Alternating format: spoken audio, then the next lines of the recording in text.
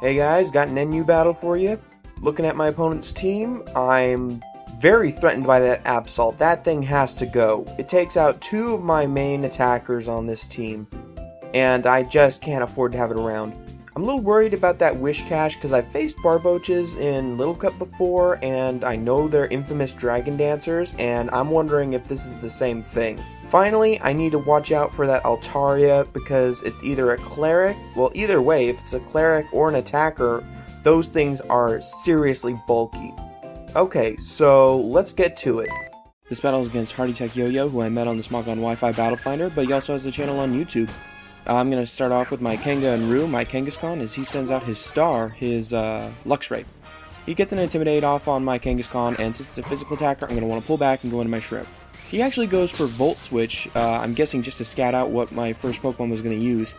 And he goes into his Quagsire, his Wish Cache. Just a warning, guys, he's going to have all his Pokemon named differently over like OU or higher tier stuff. Anyway, if it's anything like Barboach in the Little Cup tier, this thing is going to Dragon Dance, and I don't want that. I'm going to go straight into my Bambi and go for Horn Leech, which is going to break his sub, and there it is. There's the Dragon Dance. However, I'm still confident that I can outspeed even after a Dragon Dance, so I'm just going to go for another Horn Leech. However, he doesn't want to take that chance, and he's going to pull back into his Tornadus, or his Altaria, and Horn Leech isn't really going to do anything to this thing. So here, I'm going to pull back and go into my Tankette, my Miltank, which is a specially defensive wall, which should be able to take whatever these things got. And he goes for Draco Meteor, which is going to do so much damage. But thankfully he gets a special attack drop. Now, I'm expecting I can just Milk Drink this off, and he's going to have to switch out. However, this turn he's going to go for Haze, which is going to reset everything, including his stat changes, so now he's back to normal. Here I go for Toxic, just to try and wear it out, as he goes for another Haze. He actually told me this was a misclick. I offered to use Toxic again, but he just said it was fine. So here I'm going to go for a Body Slam, which does a significant amount of damage, as he goes for another Draco Meteor. Now, I already saw that these things can't take me out, so I'm safe just going, and since I outspeed, I'm safe to just recover off that damage. Here, I'm expecting him to switch, since he's probably going to take himself out with the poison damage. He goes into his star, his Luxray. Now, here I'm wondering why would he go into his Luxray. By the way, I go for Body Slam and get him paralyzed. I wonder why he would switch into this. So, even if he's got a huge electric attack, I decided to go into my Golurk to take it. But he's got super power. My god, I'm glad I did that. Otherwise, my Miltank would have been gone. Here, I'm just going to go for an Earthquake on the switch, and it gets a crit on his Wish Cache. And I did the math, and it turns out that crit definitely mattered. So here, he's going to go into his Legendary, his Absol, and I'm predicting the Sucker Punch, so I'm just going to go into my Shrimp, my Armaldo.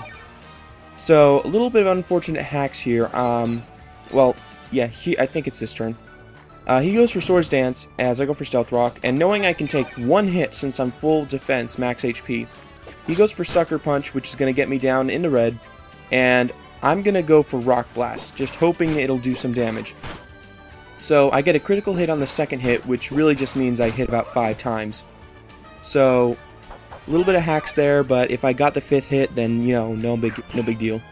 He goes into his Altaria now, which is going to die to the Stealth Rocks, and he's going to go into his Hefty next.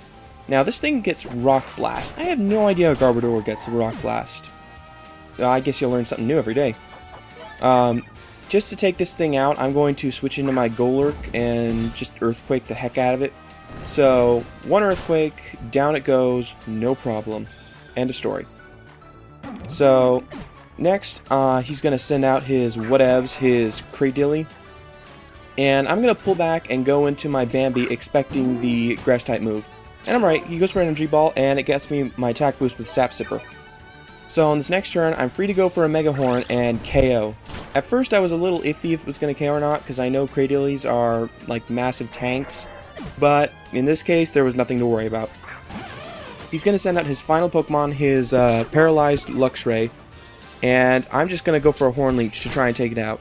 You know, I'm really wondering why he would go for Ice Fang here. Because he could have gone for Superpower, and that would have definitely knocked me out. I just don't get why he went for the Ice Fang. Anyway, I can go for a Leech Horn the next turn and take it out. Thanks for that battle, hardytekyoyo. I hope all of you watching enjoyed that battle. Comment, rate, subscribe, and challenge, and have a great day.